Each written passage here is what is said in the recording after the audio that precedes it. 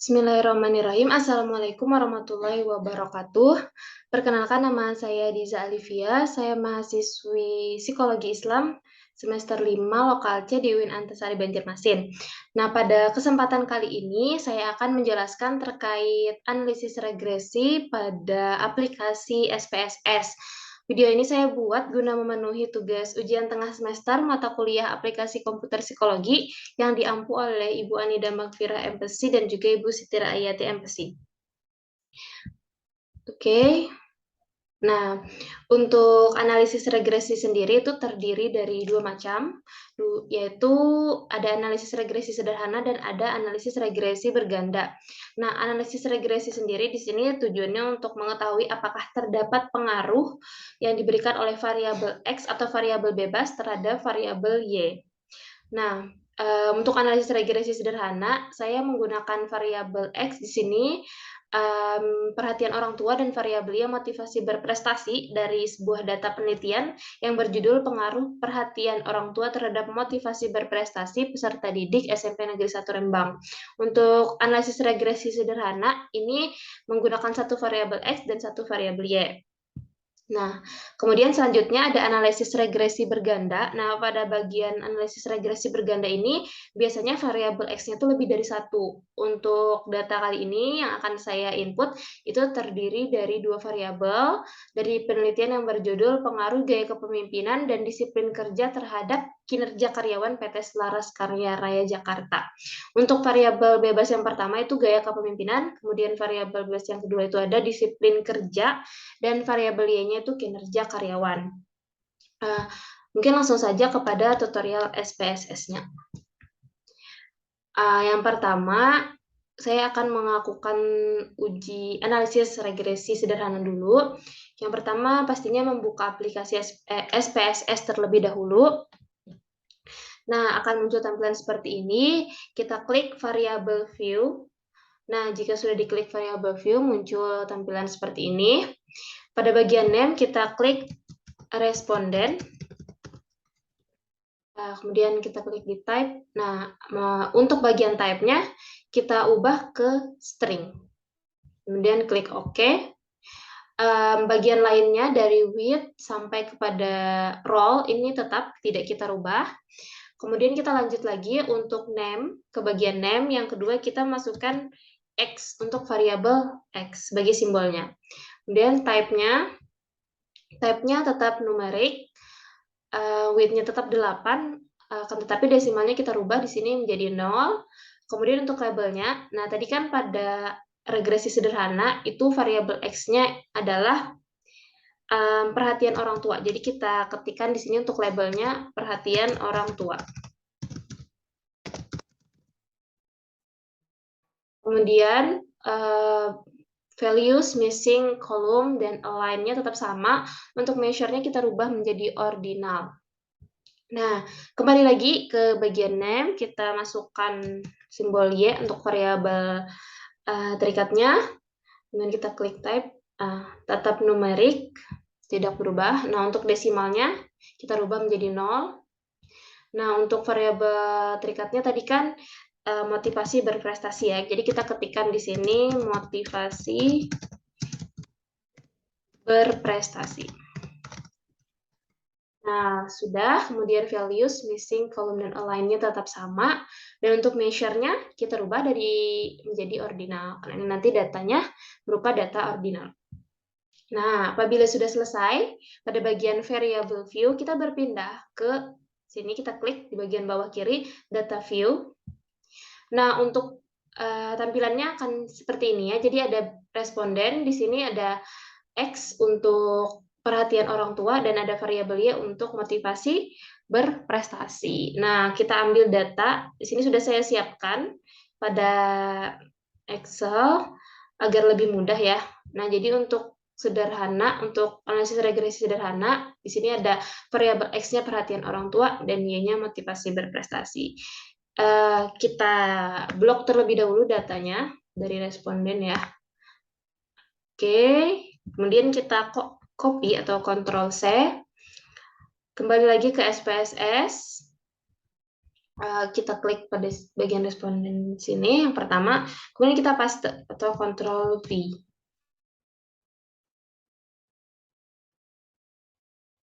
Nah, datanya sudah terinput, ada 17 orang responden, variabel X dan variabel Y-nya juga sudah terinput. Selanjutnya, kita mulai untuk uji analisis ya, analisis regresi sederhananya. Kita klik Analyze, kemudian Regression. Kita klik Regression, kemudian kita pilih Linear. Oke, apabila sudah, untuk variabel Y atau motivasi berprestasi, kita klik, kita pindahkan ke dependent, variabel terikat. Kemudian untuk variabel independennya ada perhatian orang tua, kita klik, kita pindahkan.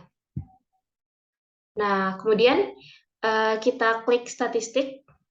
Nah, di sini kita berikan tanda pada R square chain, kemudian deskriptif juga kita contreng. Nah, apabila sudah, kita klik continue. Nah, setelah itu kita klik option.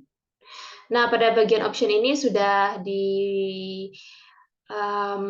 tandai ya untuk use probability of F-nya. Jadi, kita langsung continue saja. Oke, setelah selesai, kita klik OK untuk mendapatkan hasil output-nya. Nah, oke, sudah muncul ya hasil output-nya. Yang pertama di sini ada deskriptif statistik. Kita mengetahui di sini N-nya 17, jadi ada 17 orang responden dengan nilai rata-rata untuk motivasi berprestasinya itu 83,35 dan standar deviasinya 4,769. Jadi rata-rata untuk setiap orang itu 83,35 ya untuk motivasi berprestasinya. Kurang lebih dengan standar deviasi 4,769. Sehingga dapat diketahui bahwa tingkatan perhatian orang tuanya di sini dengan rata-rata 76,76.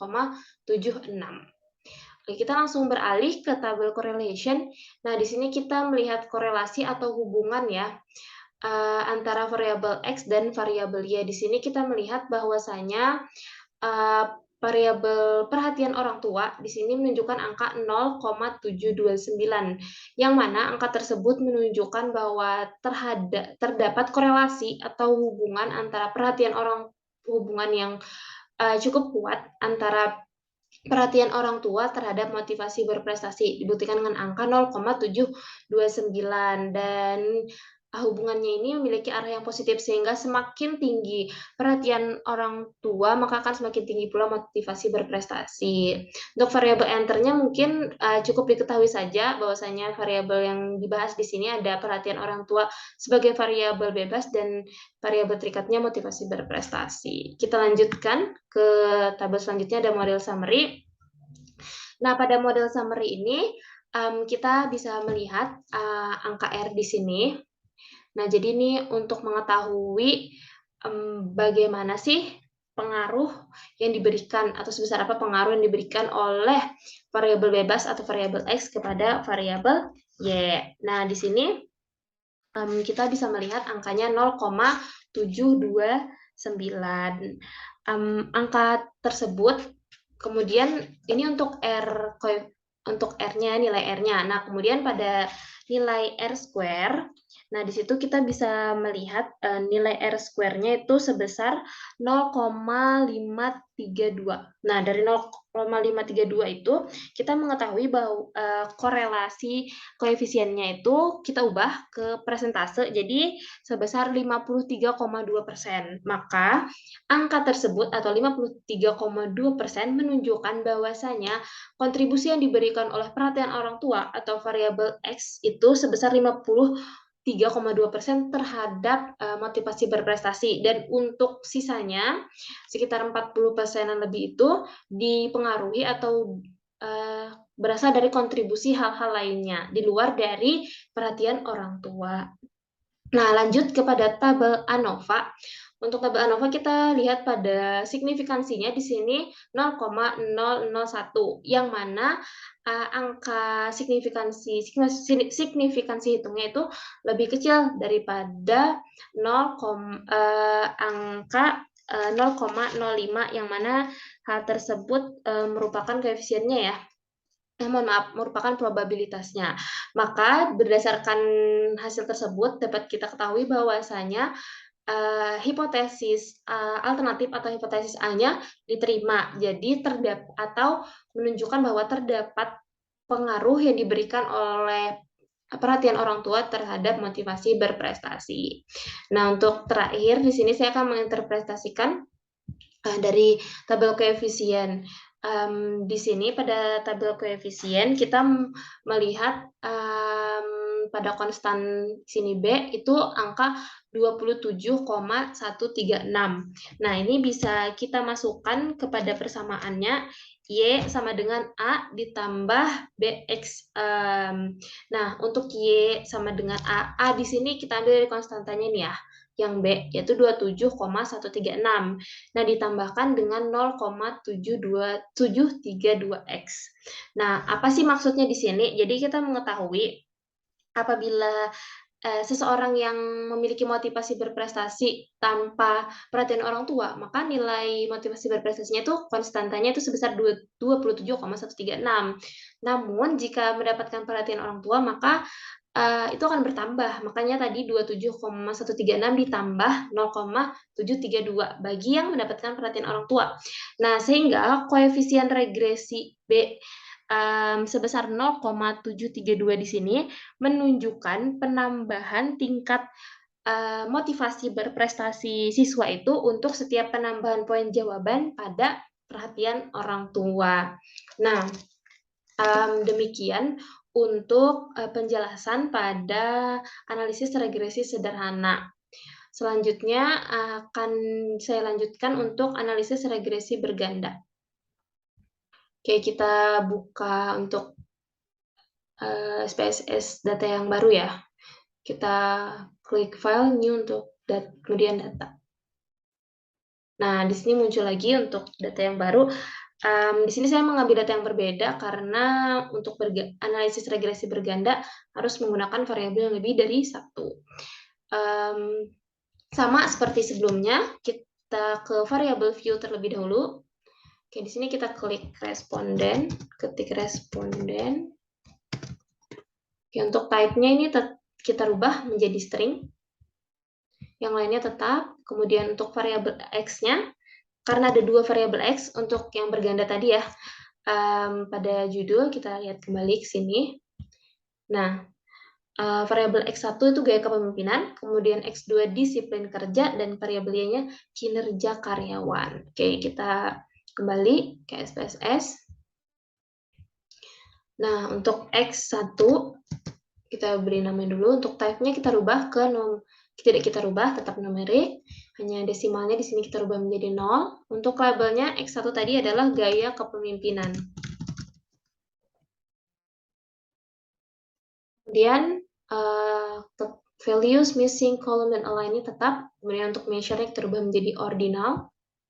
Oke, selanjutnya kita kenem lagi untuk kita ketik simbol X2. Oke, tetap numerik. Untuk desimalnya kita rubah menjadi 0.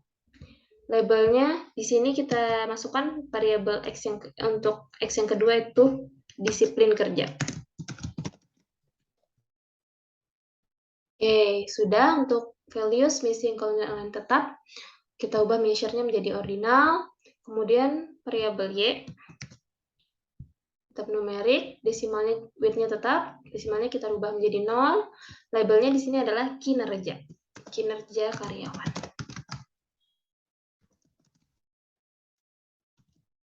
Oke, sudah. Untuk yang lainnya tetap sampai ke measure baru kita rubah menjadi ordinal.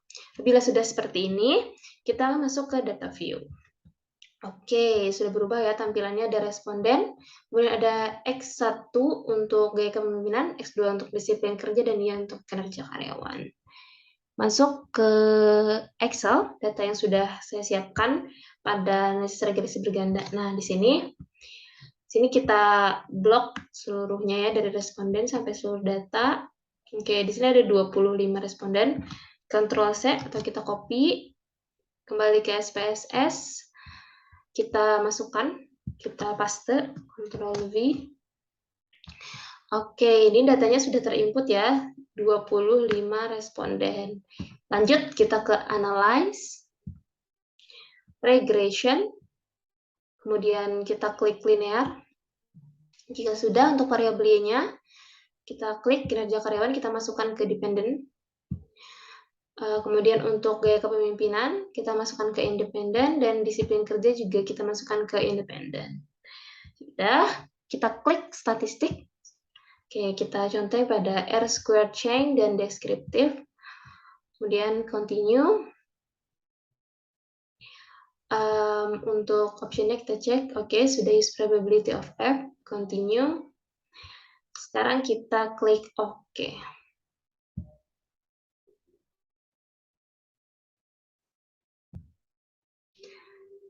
Oke, ini sudah mendapatkan hasil outputnya.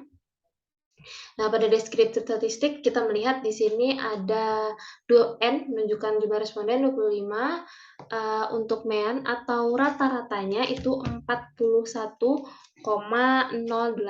Nah, sebagaimana yang tadi diinterpretasikan juga pada bagian sebelumnya ya, bahwasanya jika dilihat di sini rata-ratanya sebesar 41,08 dihubungkan dengan standar deviasinya ini ada 4,881. Jadi kira-kira untuk tingkat kinerja rata-rata kinerja setiap orang itu 41,08. Nah, itu dengan tingkat dengan gaya kepemimpinan untuk rata-ratanya sebesar 32,52 dan rata-rata disiplin kerja 33,84. Oke, kita mungkin langsung ke tabel correlation saja. Nah, di sini kita melihat mungkin secara parsial dulu ya, korelasi antara variabel X1 atau gaya kepemimpinan terhadap kinerja karyawan. Di sini menunjukkan angka 0,927 yang menunjukkan bahwa terdapat pengaruh yang positif dan sangat kuat ya dari gaya kepemimpinan ini terhadap kinerja karyawan. Kemudian pada disiplin kerja, korelasi parsialnya yang kedua itu X2 atau disiplin kerja ini menunjukkan angka R sebesar 0,946 yang juga menunjukkan bahwa terdapat pengaruh yang sangat kuat dari disiplin kerja terhadap kinerja karyawan. Dan keduanya memiliki arah yang positif ya. Jadi semakin tinggi gaya kepemimpinan ataupun disiplin kerja itu akan memberikan pengaruh kepada tingginya kinerja karyawan juga. Jadi arah hubungannya atau arah pengaruhnya itu positif. Untuk variabel enter or remove ini hanya menjelaskan variabel yang kita bahas ya, itu ada variabel bebasnya disiplin kerja dan gaya kepemimpinan. Untuk terikatnya itu ada kinerja karyawan. Nah, selanjutnya itu kita fokus ke model summary. Nah, di sini pada bagian model summary kita melihat nilai R-nya itu sebesar 0,973. Nah, kita dapat melihat bahwasanya korelasi R di sini menunjukkan angka yang tinggi ya, tadi ya, menunjukkan pengaruh yang tinggi, yaitu sebesar 0,973. Nah, kemudian kita berpindah pada R square atau korelasi koefisiennya di sini 0,946. Apabila kita presentasikan, itu akan menunjukkan angka 94,6%. Artinya, terdapat 94,6% pengaruh atau kontribusi yang diberikan oleh disiplin kerja dan gaya kepemimpinan itu terhadap kinerja karyawan. Dan sedangkan sekitar tidak sampai 6% ya, sisanya itu dipengaruhi oleh atau diberikan kontribusi oleh hal-hal lain di luar disiplin kerja dan gaya kepemimpinan. Nah, berpindah kepada tabel ANOVA di sini, kita lihat pada signifikansinya. Jadi signifikansinya ini menunjukkan angka 0,0000. Nah, angka 0,000 di sini menunjukkan bahwa angka signifikansi dihitung di sini lebih kecil ya, angkanya lebih kecil daripada probabilitasnya yaitu yang 0,05. Sehingga menunjukkan bahwa variabel X1 dan X2 ini memberikan pengaruh terhadap variabel Y atau HA alternatifnya diterima. Jadi terdapat pengaruh ada pengaruh dari disiplin kerja dan gaya kepemimpinan terhadap kinerja karyawan. Nah, kemudian langsung berlanjut ke koefisien. Untuk koefisiennya kita lihat di sini di konstannya itu pada B-nya 8,5586. Oke, 8,586 di sini kita masukkan ke model persamaan regresi ya untuk memperkirakan tingkat kinerja karyawannya. Jadi Y sama dengan 8,586 ditambah 0,394 dari gaya kepemimpinan, kemudian ditambahkan X1 ya itu ya. Terus kemudian ditambahkan 0,582 untuk disiplin kerja. Nah, sehingga jika seseorang itu tidak sehingga gaya kepemimpinan dan disiplin kerja di sini apabila tidak memberikan pengaruh gitu, tidak dipengaruhi oleh dua hal tersebut, maka kinerjanya itu akan tetap sebesar 8,586. Sedangkan apabila dipengaruhi oleh gaya kepemimpinan dan disiplin kerja di sini, nah itu akan bertambah. Jadi 8,586 itu akan ditambah 0,394 dan ditambah 0,582. Maka koefisien regresi dari 0,394 dan 0,582 itu menunjukkan besaran penambahan kinerja karyawan untuk setiap penambahan poin jawaban dari gaya kepemimpinan dan kemandirian belajar. Nah, mungkin sekian penjelasan saya terkait tutorial untuk analisis regresi sederhana maupun berganda pada aplikasi SPSS.